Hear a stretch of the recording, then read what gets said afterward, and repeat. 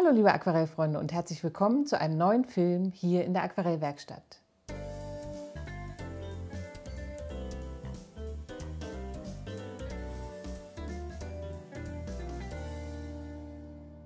In der nächsten Woche stelle ich euch in einem kleinen Extrafilm hier auf YouTube meinen druckfrischen neuen Aquarellkalender vor. Und heute gibt es als Einstimmung darauf schon einmal ein Kalenderblatt als kleinen Ausschnitt für euch. Die Farben für unser heutiges Motiv sind Zinnoberrot hell, Cadmium-Orange, Alizarin-Karmesin, Lichter-Ocker, Sienna gebrannt, Kobaltblau von Winsor & Newton, Lavendelblau von Mielo, Ultramarin Feinst von Schminke, Kobalt-Türkis Light von Winsor & Newton und Titanweiß von Schminke.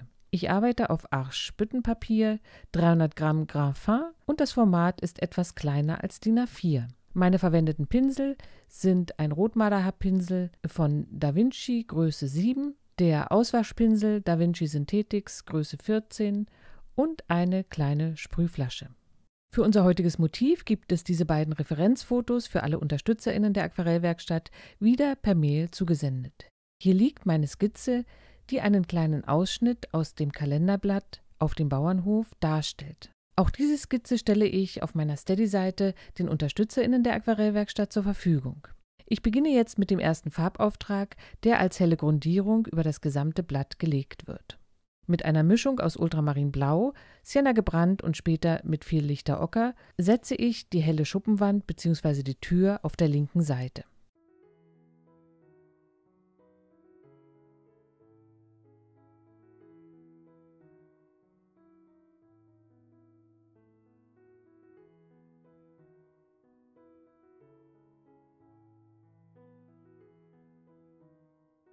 In die Tür kommt auch ein wenig Zinnoberrot und Alizarin-Karmesin mit hinein. Diese Fläche werde ich beim zweiten Farbauftrag kaum übermalen, deshalb möchte ich jetzt hier schon genug Farbvariationen erzeugen.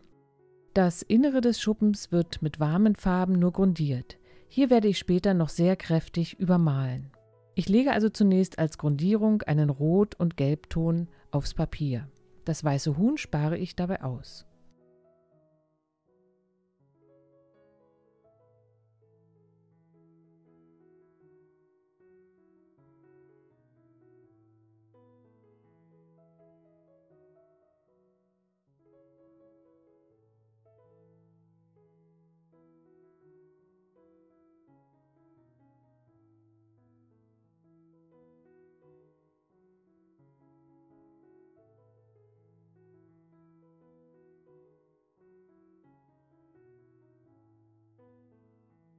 Mit Kobalt-Türkis Light, Cadmiumgelb, Kobalt und Ultramarinblau male ich jetzt die Metallwanne, auf der das Huhn steht.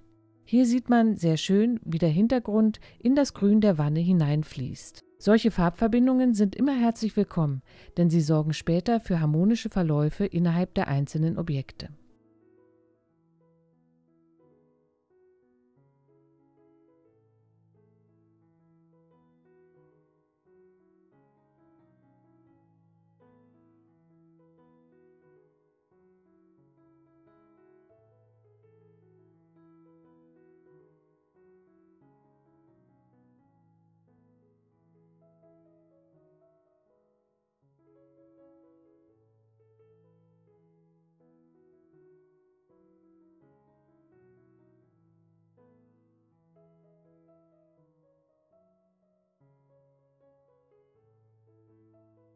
Nach dem Trocknen geht es nun weiter mit den sehr dunklen Farben. Mit Sienna gebrannt, Ultramarinblau und Alizarin-Karmesin und viel weniger Wasser als noch beim ersten Farbauftrag wird jetzt die Innenseite des Schuppens gemalt.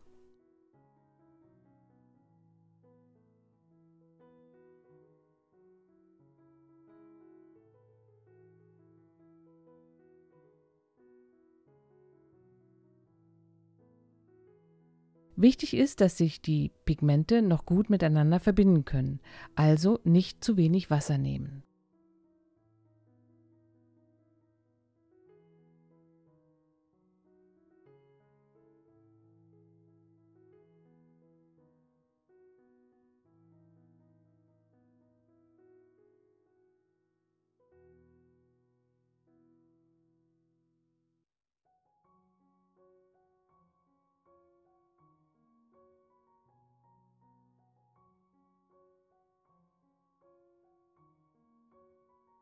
Hier oben in der rechten Ecke kann es noch ein wenig dunkler und kühler sein. Hier setze ich in die feuchte Fläche noch etwas Ultramarinblau.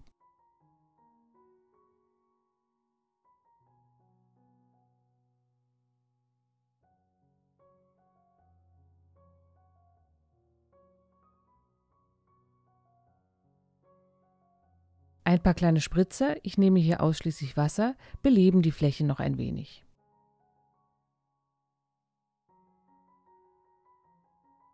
Mit dem Violett-Grauton, der hier noch auf meiner Palette liegt, kann ich jetzt sehr gut die dunklen Schattenformen in der hellen Tür auf der linken Seite eintragen. Auch ein paar trockene Pinselstriche können hier die Optik von Holz ganz gut darstellen.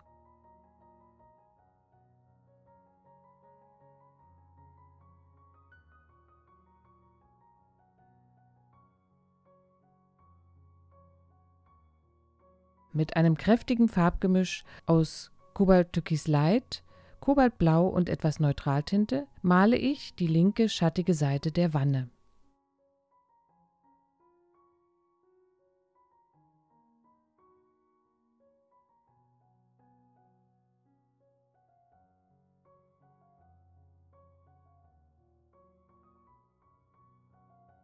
Die harten Kanten müssen mit Wasser angelöst werden, damit eine schöne Rundung entsteht.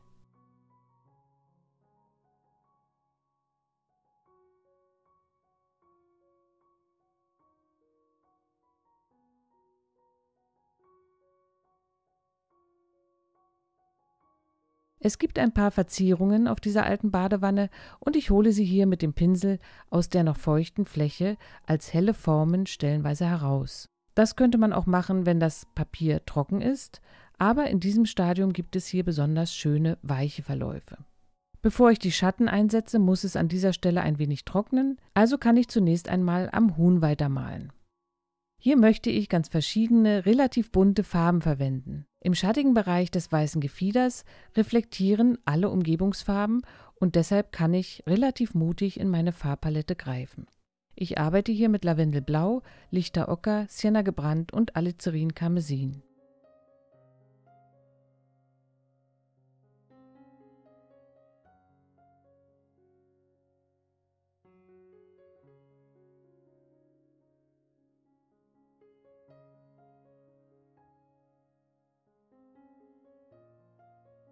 An der oberen Seite lasse ich großzügig Papierweiß stehen.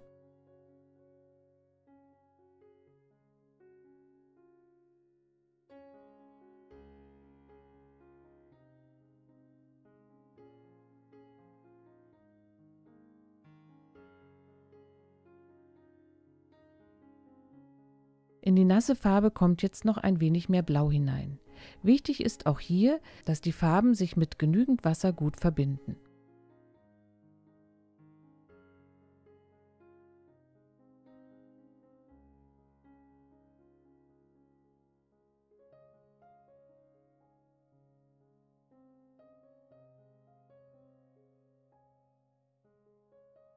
Den Kopf mit den typischen Kammlappen male ich hier mit Zinnoberrot und Orange. Einzelheiten werde ich später mit einem zweiten Farbauftrag noch ausarbeiten.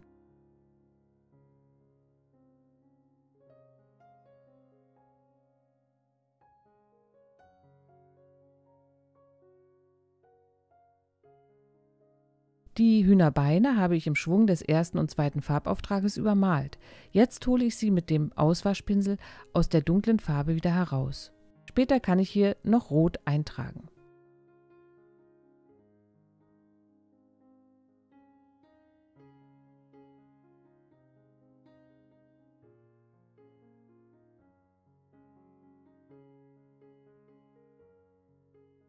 Jetzt geht es erst einmal weiter mit der Detailarbeit an der Badewanne.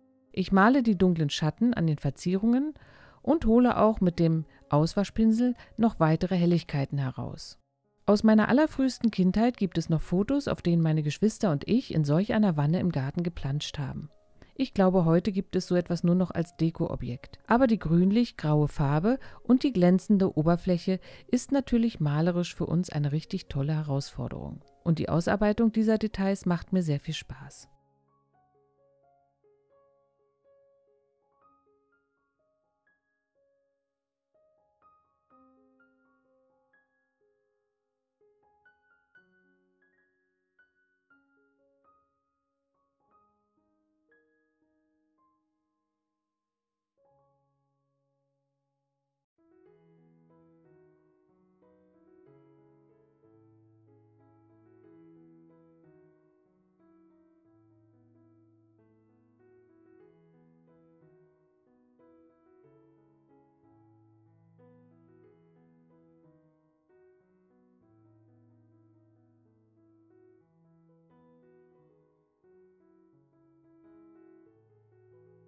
Hier gibt es rechts noch einen kleinen Henkel oder einen Draht und auch diesen Holzbeschlag in der Mitte arbeite ich noch etwas genauer aus.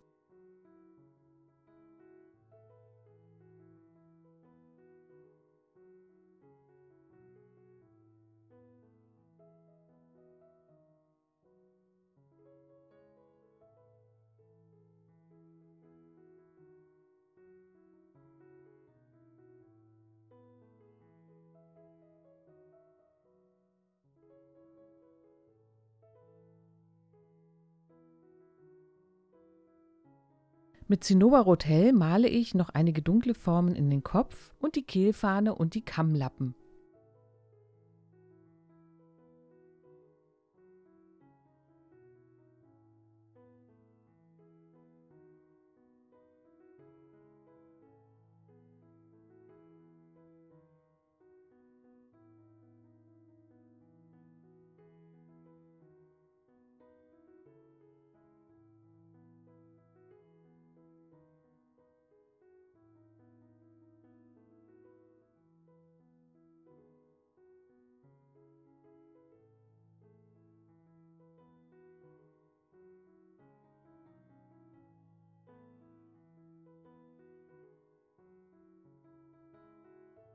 Nun möchte ich die dunkle Fläche des Hintergrundes noch ein wenig auflockern.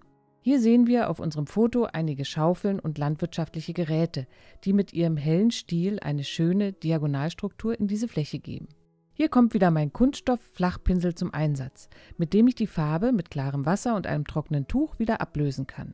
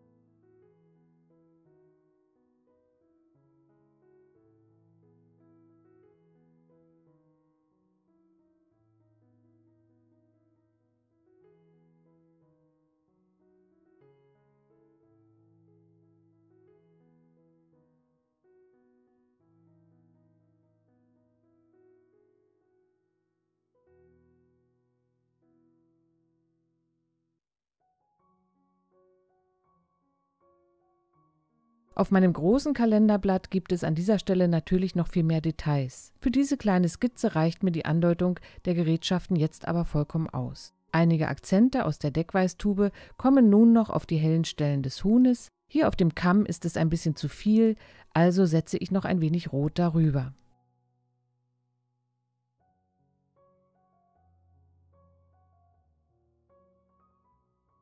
Auch die Beine bekommen jetzt noch eine rote Farbigkeit.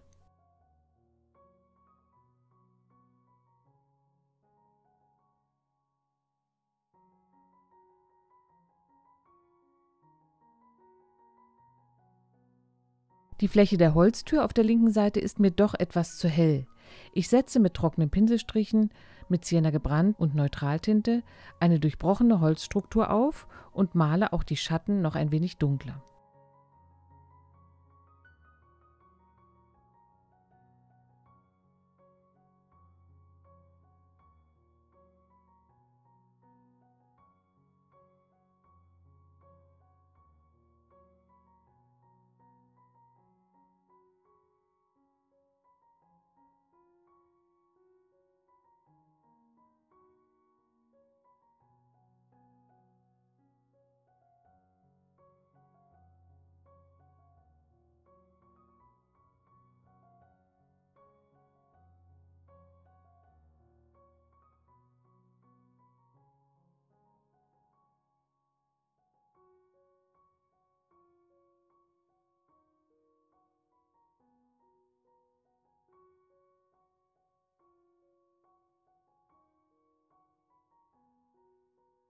So, ich hoffe, mein kleines Motiv hat euch gefallen und ihr habt jetzt auch Lust, es einmal auszuprobieren. In der nächsten Woche, wenn ihr wollt, lade ich euch ein, mit mir zusammen durch meinen Kalender zu blättern.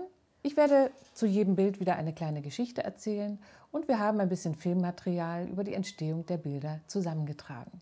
Bis dahin wünsche ich viel Spaß beim Malen und sage Tschüss, bis zum nächsten Mal.